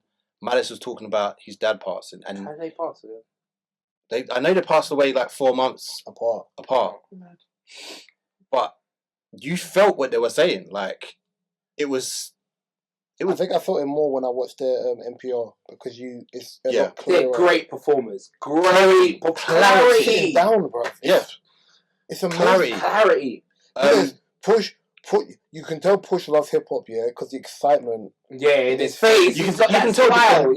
the love that he Malice has for is it. more like he's casually doing it. Like, yeah, I could do it. He's 52. casually- Malice is 52, bro. Yeah, But the beauty of it as well, I think Push some you see it in his face. the because some excitement. people have not heard Malice for a while, Like, he was they're smooth. now giving him his flowers. Not, and I love Malice it. has always been. No, yeah, no, I yeah, think yeah. Yeah, but I hear what they're saying. They're now giving Malice him his left flowers, and he's kind of. And it's he not did even- the Christian thing. and he's not even swearing. Malice hasn't put out, Yeah, Malice hasn't put out a does. single project since 2012. So you look at it like that, then he's put out verses and he can still rap. But obviously he's a man of the cloth. So even if you watch the NPR, because I will talk about the album as well. Even when you listen to the NPR, there's certain lyrics he'll rap, and there's certain lyrics he won't. Mm-hmm. Because that's not the stage thing. Now his name's not Malice, it's No Malice. So it's the type No, of. he's changed it back to Malice now. Is it? Yeah. Well, That's it. That's what I thought. I thought it was Okay, no Malice as well. Yeah. I even love the album rollout. Has been beautiful. Like Proper. the Proper album interviews, rollout. the performances they've been doing. Loved it. Loved it. It's been such a refreshing thing to And see you in know hip what it hop. reminds me of? You know what it reminds me It's of? Slumber the Dog. Why I love the album rollout is it reminds me of Friday. Come back from school. My dad says, "Let's go to Woolworths." Oh, you rushing? He Get gives out. us some money, and you lot pick out an album or pick out a single. I remember you It reminds me of that, and that is the feeling that I never get from music anymore. Because everything's just out there now. Because everything's just out there. Everything seems disposable. I don't get But that feeling. I love the visuals that they've presented to us. I like the material of the album, the features of the album. Like everything just fits perfectly. Mhm. Pharrell was in his bag production wise. I felt like for me, some of the best music Pharrell's produced for a while for me, and I can't stop playing it at the moment. And what I said to you before, And Def Jam fucked up. yeah, they because haven't. that's what I was going to say No, they before they haven't. before Why you say they haven't? No, they haven't. Because what album did he put out the same day as the Clipse album? what, Oh, Bieber. Thank you. no, they but didn't. they could Hip hop wise, No, they they the hip No, hop but wise they but messed up though. Def Jam as a whole is a shambles. From what Yeah, I've Def heard. Jam hip hop. but I can't even name yeah, it. Def yeah, Jam yeah, artists. You're talking about from a hip hop perspective, they fucked up because Yeah. they would have earned a lot of money from Bro, the it's album. Whatever. about to do 90k. All the younger artists nowadays are doing like 20, 30. They're about to do 90, 90. That's near enough underground That's rappers. unheard of, bro. In this generation, streaming era, unheard of. But And they're OGs. So what's OGs? I think it was pushing what 48. Yeah, 48. Man is 52. Yeah. OGs. So man is born in what 73. Crazy. So for them to put out an album, and I just like no gimmicks. They didn't go and grab Glorilla and then grab Nicki Minaj. And they're rappers. They really put out the Kendrick track. The Kendrick track. The Kendrick track's cold. They're rappers. That's what I'm trying to say. If you appreciate the art of visual rap music, people can say, oh yeah, all they do is rap about is coke bars. But then Rick Ross does lavish lifestyle bars. I enjoy it. Right, yeah? And the thing is, even the way in which they do it, it's not, is it nonsensical? Is that the right correct term? It's not done in a way where it's like, I've heard this bar before. It's new, right? And that's what you have to appreciate, yeah? In the last 7 years of hearing Push rap, Push has done things I haven't seen him do for years. For me growing up, listening to that Neptune's album that has Pharrell and Chad on it, and you're hearing Hot Damn on it, think about the song Grinding, all the other songs, like, even if you're not a Clipse fan, you go and watch it NPR, you're like, wow, this is crazy. Like, I've probably heard the album 4 times just based on, like, timing. And every time I hear the album, I appreciate the album more. It's a good album. I think you got to look at this. It's been a slow hip-hop year in general, right, yeah? Because we're now in July, and no summer hits. This is the first, unless they're playing summer, London Summer by my man. Like, is it Odell? Odell. Yeah. I look at it like, okay, if the last hip hop album to come out, which has been on reload for half the year, was Kendrick's, I wouldn't say this album's better than Kendrick's. Yeah, Iceman's about to. Wait. We'll follow it up right now, pussy. Don't look away now. Yeah. Don't walk away now. We'll follow it up right now. That's so. That pissed me off. Nah, because his security's behind him and in front of him, like. Saying, don't look away now, pussy. We'll fold that right now. Who's we? It's crazy because growing up, people didn't hate Drake like this. Him doing... Yeah, but now they've got every reason to, because he's acting no, out. But Mark, you never liked him. So I can I have. He did. When did you like him? When he first came out. 07 when did you stop liking him? 07 to 2012. Because I want to know when he stopped liking 2012.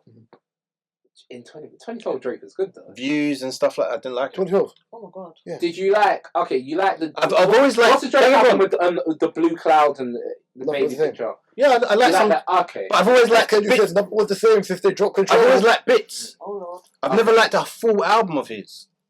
Same. I'm the same. I'm the same.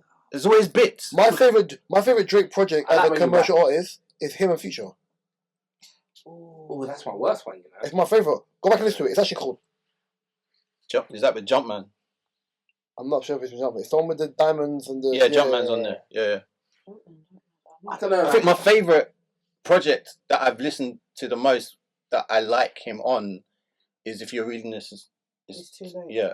But then he didn't write majority of stuff on that. My favourite Drake songs are like the 8 p.m. Yeah, the when he raps. The introspective rap songs. Timestamps. Yeah, timestamp records are the ones I kind of like.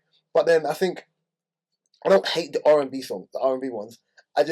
My thing with him is, as time's gone on, because I've been a fan of his for so many years, I just want to see some level of growth in his music. No, there's no growth. Right, yeah? And that's not to say, I don't think he's shit. I'm never going to call him shit. I am. But I think he just does like, even the Wireless thing for what I saw, it's 3 days, 3 different vibes, but I want to see you showcase your performance without coming across cringy. Right, yeah? Do you know what I realised as well, though, actually, because it's good that you said, because I don't want it to slip my mind. The Wireless stuff, Drake can't perform his classics like Bria's Interlude or what's the one about You Must Have Done This Before It Can't Be Your First Time. Who was that with? You must have done this before it can't be your first time. Yeah, that. Yeah, he can't perform that on stage because them Gen Z don't know about that. Drake can only perform the new stuff. The bangers. Yeah, he can't perform. People said 100%. People said the Sunday Rider show was jarring because it's like he was only on for 45 minutes. I was just about to say, barely did anything. Probably could have done that at Wireless. Rema did a bit. But the crowd weren't really appreciating Vybz Kartel like that. And I said, listen, again to my subject, what I'm trying to say is, I'm never going to call the man shit, right? Yeah, because he's talented. The issue I have with him is, like, when I'm looking at rappers, and everyone's like, oh, but he's had the longest run and da-da-da-da. I'm not arguing his run. I'm arguing that with his skill set and ability, as you get older, your music has to show some level of introspection. You can't keep on talking about Sheila from the gas station. Or my friend done me dirty. Because now it's like, you said, what did I miss? You missed everything. You missed to read the room. You didn't read the room. I like that song. I like the beat. The first beat. You know, and then let's go. Let's go. No, shut up. I like it. I like it. You know what the song will age badly? If you care about chart success, it went from... No, but I don't think it's meant to be... No, I'm just saying if you care about chart success. He released it as a banger because he's complaining that he went to number 2. It's more so of an announcement. It's going to the 8. It's going to 8. He dropped 8. Yeah. It's more so an announcement that I'm back on my rap. The issue I have let's go. Yeah. Let's go. The issue I have with that song is... What did I miss? No, the issue I have with that song is... Right, yeah, it's such an... It's an irony. Yeah. Like, you pushed up someone... Day one, then you've acted like a brat about it. Then it's like, okay, cool. Canada don't like me, so London's now my new home. I think London's got the best rappers. It's not true. No, he's always embraced London. Oh, this bullshit again. I see people saying this, but he was one of the first to embrace London. So why don't we give Drake the respect for that? To say London has the best rappers, and I've seen your five best rapper list, and not one of them was English, says a lot about you. You're lying. Because London rappers weren't a thing. They were a thing when he said this. Not when he said that. You're a liar. Not when he said that. No, it wasn't. I think Gabriel, we'll fold you up right now. No, real talk. Don't tell me now. He probably didn't discover that guy kept on riding whoever it was, though. Why is he trying to, accent getting stronger and stronger each time? We'll fold it up right now. I know, I think because we're used to hearing commercial Drake. So this is why you wouldn't have heard the Toronto accent. Are you a spokesman or something? No. When you think about it, when we used to hearing Drake... but when we hear Drake... You got to think about it. Drake's interviews were on... you up right now. Drake's interviews were on commercial platforms, right? So he uses his commercial Canadian... Yeah, but come here now. It's code switching. We all do it. I don't speak... Like, if I was working 9 to 5 and I'm in an office or I'm on radio, my voice might be different. It's code switching, man. It's just... Look, I just want people to give Drake the respect. I think people are trying to... So you don't think all this time he's had the respect? No. Oh, that's lies. No, I know, he has, but I think now everyone's trying to rewrite who Drake is. Like, Drake ain't one of the GOATs. You used to do it to every MC anyway. Who have I rewrote? Everyone. Who? Everyone. He said everyone, we can't mention one rapper. Everyone. Guys, if you're not feeling someone, you just like, that shit. That shit. They make crap music. I know what it is. What? I know what it is. It's that Tim Dog. Because I did it to Tim Dog. Because I ain't got it to no other rapper called Tim Dog, bro. No. This whole thing that everyone hates Drake is not true. No, it's not true that everyone hates Drake. It's just noisy at the moment. In terms of rap culture. Since the diss, or the dissing, he's released shit music since. I hear it. No, Mark, I'm not disagreeing with you. But what I'm saying is, I'm tired of people trying to rewrite... People are tired of Drake. No, but that's fine. But I'm saying, I'm tired of people within... Because I'll say we're a part of the hip-hop... we're a part of the hip-hop community. We're a part of the hip-hop culture. We're a part of the hip-hop community globally, right? Even though it's an American thing, we are part of it globally, right? I would say, in the hip-hop community, people are trying to rewrite who Drake is. People rewrite everyone. People rewrite whether everyone. Whether you like him or not, whether you think Kendrick won, Drake is one of the GOATs. And you think? No, you don't think Drake's one of the GOATs? No, you said. No, you said. If you think that Kendrick won. Oh no, because I'm not talking about you. I'm just talking. No. I know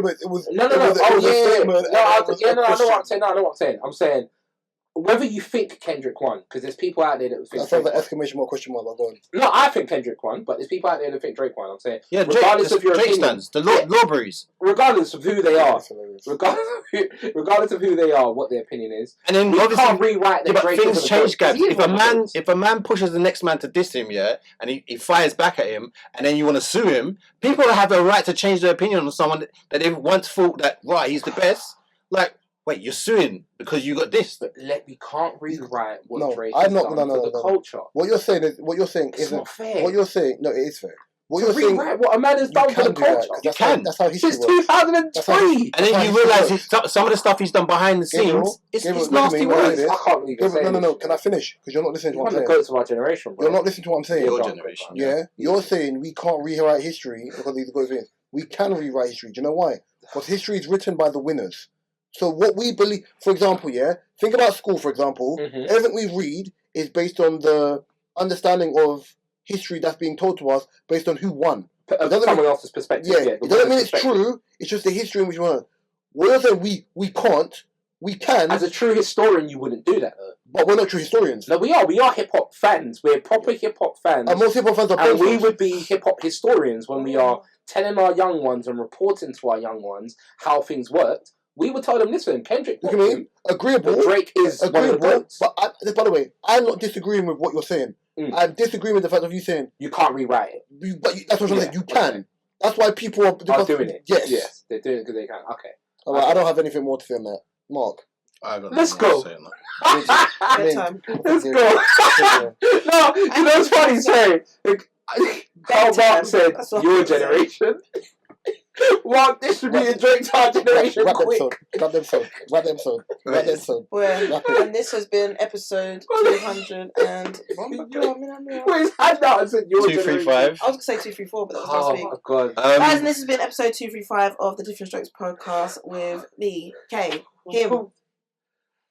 Him downstairs. No, him. Oh. Mark is DMX. Him. Mark is DMX, man. And that He's one. DMX. I hate the way you walk. Yeah. Him is crazy, man. One little thing to say. And that One little Gabriel. quote. One little quote. Even your kindness needs boundaries. Protect your energy. Yeah, man. Yeah, I definitely agree with that. I've learned that the hard way. Boy, I learned that the hard way. I've been trying to keep that. Oh, you learn things the hard way, yeah, Gabs? I mean, I want to Oh, God, yeah. I'm out. See, where I answer that, it's a trap. As Uncle Vibe says, I'm out. All right, blessings. Peace. Remember, if it ain't snowing... I'm not going. No, if it's snowing, I'm not going. Why does he do this every week? No, because Look off the camera, man.